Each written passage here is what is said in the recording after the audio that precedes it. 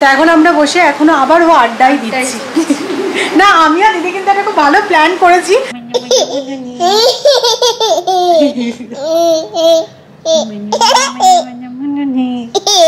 এটা কিন্তু পিওর তসরের মধ্যে কাঁথা স্টিচ আর লাম্বানির ফিউশন। তুমি এই শার্টটা নেবে কেন? বানা তো ঠিক আছে, কিন্তু এই শার্টটা তোমার অলরেডি আছেই। দারুণ লাগছে না শাড়িটা সত্যি কালকে। Good morning SS family, welcome back to the channel. Last উইকে এই সময় তোমাদেরকে বলছিলাম যে লাস্ট মিনিট প্যাকিং চলছে আর কিছুক্ষণের মধ্যেই আমরা বেরোবো। আজকে আমরা কলকাতা যাচ্ছি আর দেখো দেখতে দেখতে এক সপ্তাহ হয়ে গেল আমরা কলকাতায় এসেও গেছি। দিন যায় না জল যায় বোঝাই যায় না। মানে আমি জানি না তোজো আছে বলে কিনা আমার যে কখন সকাল হচ্ছে আর কখন যে রাত হচ্ছে আমি সত্যিই বুঝতে পারছি না। আমাদের বাড়ির ঠিক অপোজিটে একটা ফ্ল্যাট হচ্ছে, তার কনস্ট্রাকশনের কি আওয়াজ সকাল থেকে। এই কনস্ট্রাকশনের এই আওয়াজটা না ভীষণ ইরিটেটিং লাগে। এখন আর কেউ বললে সত্যি বিশ্বাস করবে না, বাট আমাদের যখন তিনতলাটা হয়েছিল তখন কত হবে 93, 94, তখন এই তিনতলার ছাদ থেকে আমাদের বাড়ি থেকে হাওড়া ব্রিজ দেখা যেত। এখন তো মানে 20 ফিটও দেখা যায় না, শুধু ফ্ল্যাট আর ফ্ল্যাট, মানে পুরো জঙ্গল হয়ে গেছে ফ্ল্যাটে আমাদের এই জায়গাটা। মানে যখন ভাবি যে আগে কি ছিল, ঘুড়ি ওড়াতাম ছাদ থেকে, এদিক থেকে কত দূর দেখা যেত, এখন শুধু ফ্ল্যাট। আজকে ব্রেকফাস্টের মেনু বাটার টোস্ট আর অমলেট। তো আমি জাস্ট অমলেটগুলো ফ্রাই করছি।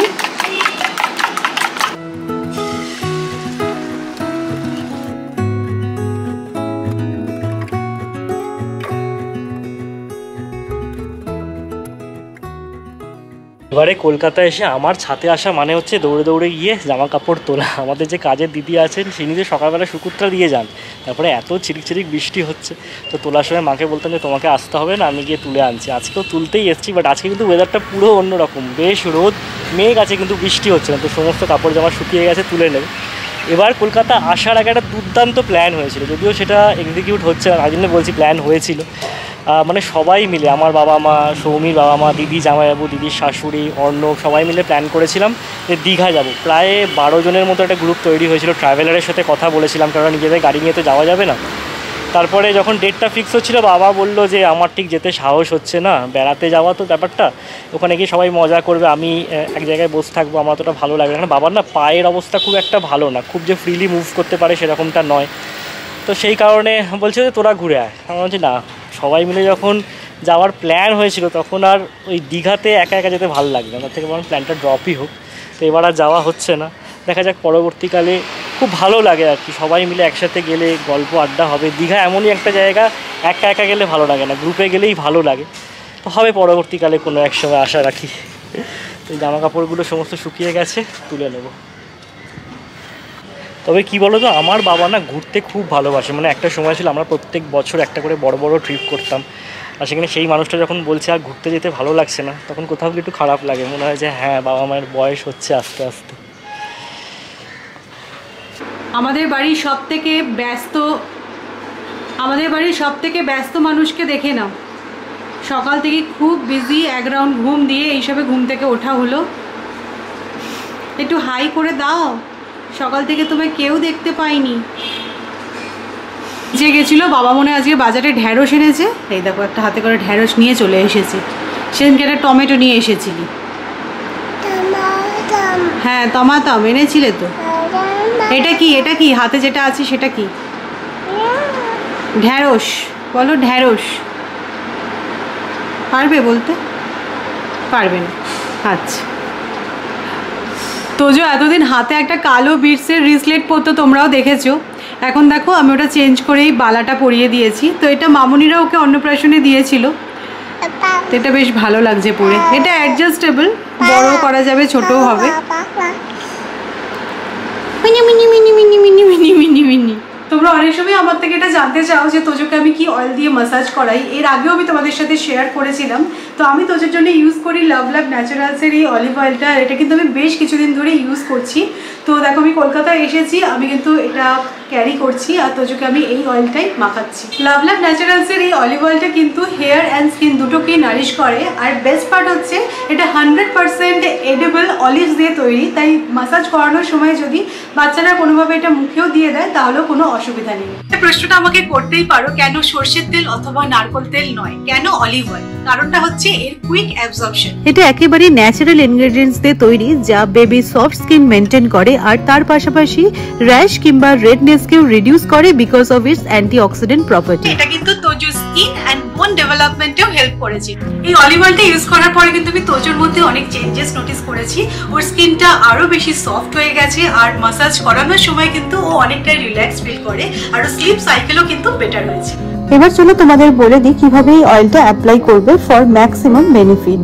আগে হাতে অল্প করে তেলটা নেবে আর জেন্টলি রাব করে নেবে যাতে একটু ওয়ার্ম হয়ে যায়। তারপর বেবির আর্মস আর লেগসে আলতো করে প্রেসার দিয়ে সার্কুলার মোশনে ম্যাসাজ করবে। এতে ব্লাড সার্কুলেশন ইমপ্রুভ হবে আর বোনস আর মাসেলও স্ট্রং হবে। সো প্রোডাক্ট লিংক আমি ডেসক্রিপশনে দিয়ে দেবো, তোমরা চেক আউট করে নিও। স্নান টান হয়ে গেল, এবার পুজো দেবো। আর আজকে ভাবছি ওপরে ঘরটা একটু পরিষ্কার করব।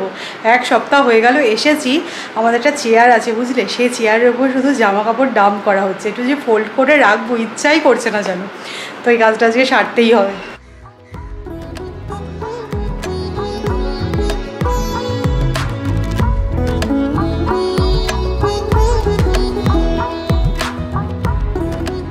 ছেলে আমাদের স্টাইল করতে শুধু শিখেছে, দেখো নর্মাল চিরুনি দিয়ে আর চুল আঁচড়ানো যাচ্ছে না।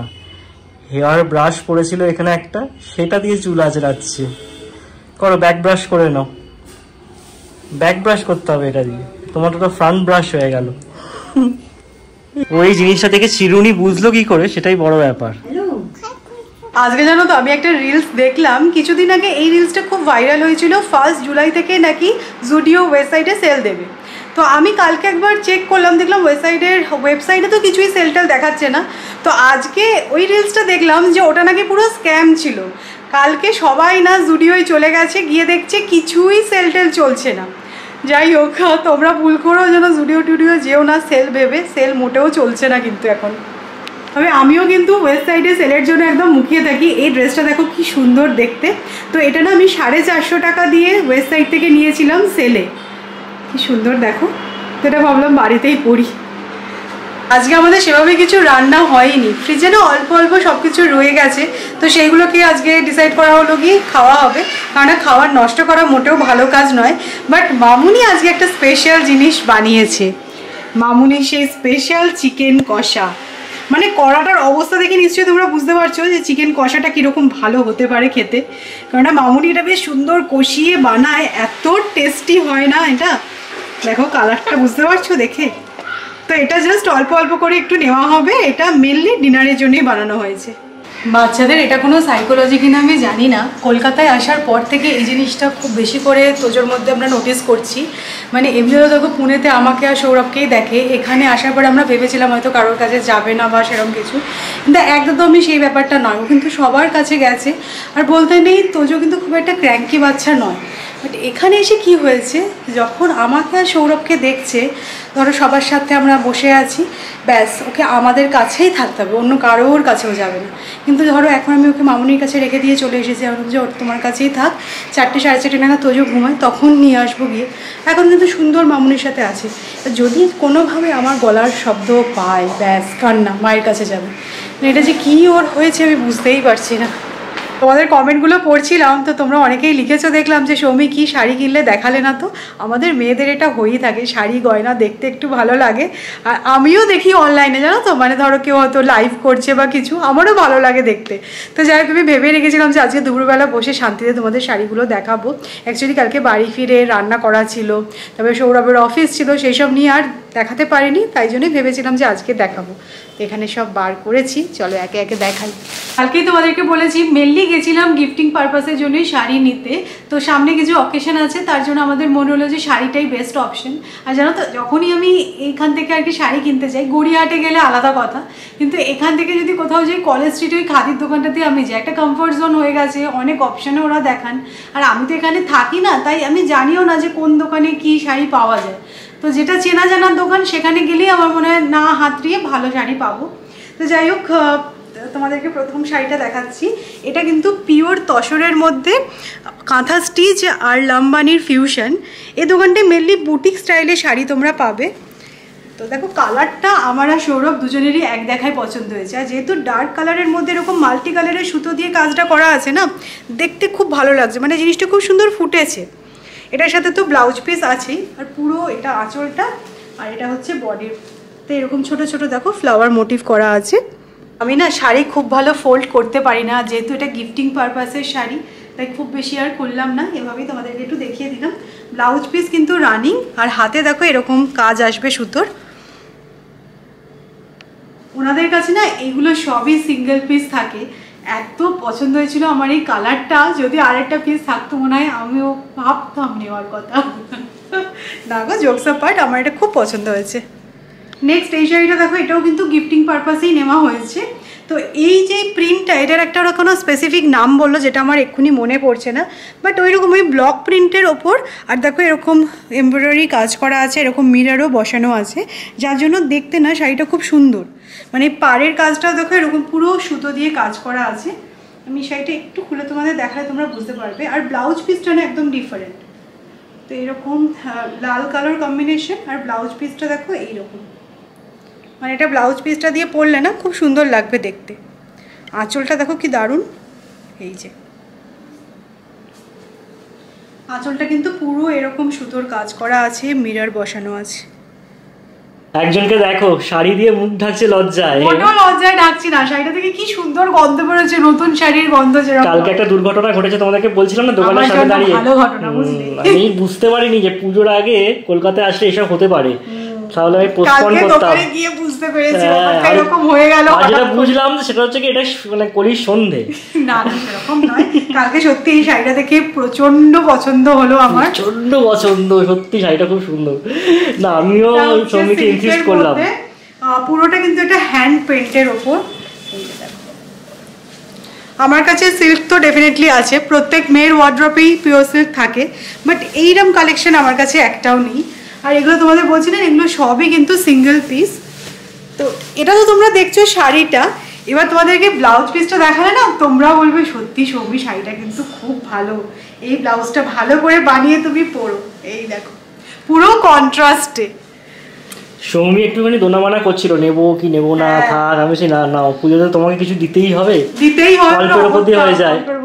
এর দামটা আমি তোমাদেরকে বলে দিচ্ছি, এটা যেহেতু আমার জন্যই আমি নিয়েছি, এটা 4600 টাকা নিয়েছে। এটা খুব সুন্দর দেখতে, খুব সুন্দর, মানে এরকম কালেকশন আমার কাছে নেই। আর এই পেইন্টিংটা কতটা নিখুঁত, তাই না? যে হাত দিয়ে এঁকেছে এটা সত্যি কমেন্ডেবল। আর একজনকে দেখতে পাচ্ছ তাপ্তা তাপ্তা, মানে এর মাঝে কিন্তু সে ওপরে চলেও এসেছে। তোজো এখন লেবুর রস খাচ্ছে। কি বলছিলি বল? আমরা যখন কথা বলি ক্যামেরায় তোর তো একদম প্রচুর কথা থাকে। কি বলছিলি? তাপ্তা আয়েশ করে পায়ের ওপর পা তুলে লেবুর রস খাচ্ছে, ভুঁড়ি বেরিয়ে গেছে। দারুণ লাগছে না শাড়িটা? সত্যি কালকে দোনমনো করে যদি এই শাড়িটা না নিতাম না, তাহলে মিস করে যেতাম। আর এগুলো সবই সিঙ্গেল পিস। খুব সুন্দর একটা মডার্ন লুক, দারুণ দারুণ, খুব পছন্দ হয়েছে আমার এই শাড়িটা। তবে তোমাদের সাথে কথা বলতে গিয়ে দেখাতে গিয়ে না পুরো কেচ্চা আমি করে ফেলেছি, পুরো শাড়িটা আমি খুলেই ফেলেছি। তাই ভাবলাম একটু গায়ে ফেলে দেখি, দারুণ লাগছে।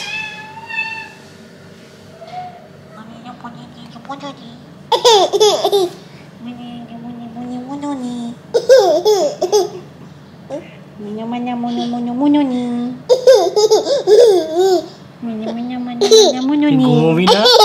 এসব কি করছিস? আদর খাচ্ছিস?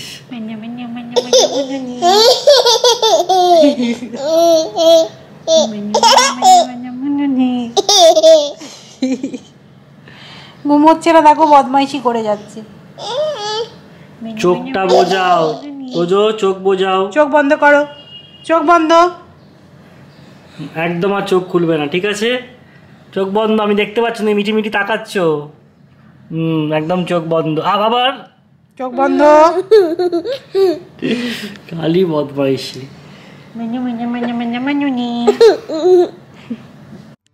আমি সৌরভ তোজো তিনজনে মিলে একটু বেরিয়েছি। আর মেনলি হচ্ছে দিদি আর মামুনি বাড়িতে নেই, ওরা একটু বেরিয়েছে। তাই ভাবলাম সন্ধ্যেবেলা বসে না থেকে চলো একটু কোথাও যাওয়া যাক। মেনলি গেছিলাম পিসি চন্দ্রে। তোমরা কালকে ভিডিও দেখে অনেকেই বলেছিলে যে বরানগরে যে নতুন পিসি চন্দ্রটা ওপেন হয়েছে সেখানে আমি আমার শাখা বাঁধানো পলা বাঁধানোগুলো পাবো, মানে রূপোর পলা বাঁধানো। তো ওখানে গিয়ে দেখলাম যে ওগুলো নেই, ওরা এই কালেকশনটা রাখেই না। তোর পাশেই ছিল প্যান্টালুন্স। তো এখন দেখো আমরা একটুখানি প্যান্টালুন্সে এসেছি। আর এখানে তোজোর শার্টগুলো আমার এত পছন্দ হয়েছিল, শুধু আমার নয়, শার্টগুলো দেখছি তোজোরও খুব পছন্দ হয়েছে। একটা নিচে দেখো পছন্দ করে শার্ট বার করেছে। প্যান্টালুন্সে এসে তোজোর একটা শার্ট পছন্দ হয়েছে, কারণ তাতে কি আছে তোজো, এগুলো বানানা আছে, কিন্তু তোজোর সেম শার্টটা অলরেডি আছে, সেটাও বুঝতে পারছে না। তুমি এই শার্টটা নেবে কেন? বানা তো ঠিক আছে, কিন্তু এই শার্টটাও তোমার অলরেডি আছেই, সেম শার্ট। বানা বললে হবে না। তোজো বানানাকে বানা বলে, সে তো ঠিক আছে, কিন্তু সেম শার্ট না। না তোজো এটা না, অন্য শার্ট দেবে মা।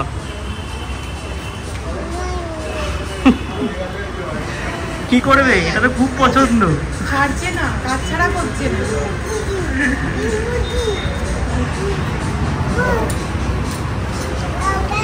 তুমি এটা আমাকে দিয়ে দাও, বিল করতে হবে তো, দাও। এমনি এমনি নিয়ে যেতে দেবে না বাড়ি এটা।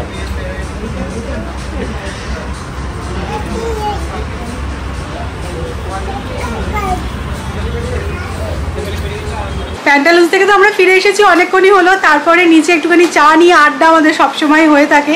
জামাইবাবু কিছুক্ষণ আগে এসেছিল, তো একটুখানি আড্ডা চললো। তো দিদি আর মামুনি অ্যাকচুয়ালি একটু বেরিয়েছিল, তো আমরা ফোন করলাম যে আমরা প্যান্টালুন্সে আছি। তো দিদি আর মামুনিও আমাদেরকে জয়েন করেছিল। আর তোজোরই এখন বাজার, এই দেখো দিদি কত কিছু কিনে দিয়েছে। এই যে এইটা, এই প্যান্টটা, তো এইগুলো কি বলেছো তুমি? তারকেশ্বরে পুজো দিতে যাবো যখন, তখন পরবে। আর মামুনি দেখো এই টি শার্টটা কিনে দিয়েছে। এই টি শার্টটা কি কিউট, এটাও খুব সুন্দর দেখতে হয়েছে। তো তোজোরই মার্কেট গরম, বুঝলে। তো যাই হোক, প্যান্টালুন্সে কিন্তু খুব ভালো। আমিও একটা প্যান্ট কিনেছি, তোমাদেরকে পরে দেখাবো। তো এখন আমরা বসে এখনো আবার আড্ডাই দিচ্ছি। না, আমি আর দিদি কিন্তু একটা খুব ভালো প্ল্যান করেছি, যদি সেটা সাকসেস হয় তখন তোমাদেরকে বলবো। সোমবারের প্ল্যানটা। হ্যাঁ অবশ্যই যাবো। হ্যাঁ যাবো।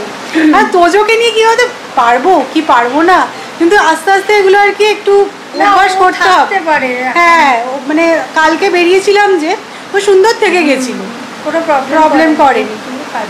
তাহলে আমরা হবে আমাদের প্ল্যানটা, মনে হচ্ছে। দিদি এই আইডিয়াটা আমার মাথায় দিয়েছে। আজকে ডিনারের জন্য মা তো সকালবেলা চিকেন বানিয়েই রেখেছিল। চিকেনটা এত ভালো খেতে হয়েছে, মনে হলো যে রাত্রেবেলা রুটি দিয়ে খেলে ওই চিকেনটাকে ইনজাস্টিস করা হবে। তো তার জন্য আমি আর অর্ণব মিলে একটা প্ল্যান বানালাম। এই জিনিসটা নাকি ওরা আগে করেও থাকে মাঝে মধ্যে। তো আলু বিরিয়ানি আনানো হয়েছে, তো আলু বিরিয়ানি দিয়ে আমরা খাবো চিকেন কষা, ঠিক আছে? আর তোজোর অলরেডি খাওয়া হয়ে গেছে। তোজো কি খেয়েছে আজকে? চিকেন খিচুড়ি, তাই তো? না, এই স্কিমটা কিন্তু সত্যিই ভালো, মানে এফিশিয়েন্ট, ইকোনমিক্যাল আর টেস্টি। আলু বিরিয়ানি তার সাথে চিকেন কষা।